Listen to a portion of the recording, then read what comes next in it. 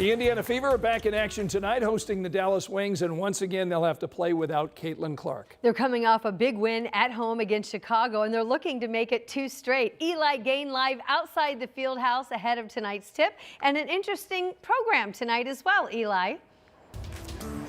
Yes, guys, absolutely. So at halftime tonight, going to be a big honor in front of the fans here at Gainbridge Fieldhouse. Lin Dunn, we know a trailblazer in women's basketball, coaching over 55 years, has broken barriers for this sport, will be honored as she receives the inaugural Lin Dunn Inspiring Women's Award. And just a couple of minutes ago, Lin actually approached up behind us. We were going to talk to you around 6:30 this evening, but we saw you here and it was like, hey, do you want to talk for a couple minutes? So we appreciate you being here with us. First of all, let's just go back to it. Yesterday, you received the news that you were going to be honored with this Inspiring Women's Award. What did that moment mean to you? Well, it was shocking. I had no idea, but I am so honored. You know, I'm just to be acknowledged after the 55 years that I've invested in empowering women. Mm-hmm. And I think about all the women that shoulders that I've stood on and that have helped pave the way for me to be here today to accept this award. And you know, it's just working for Pacer Sports and Entertainment. Mm-hmm.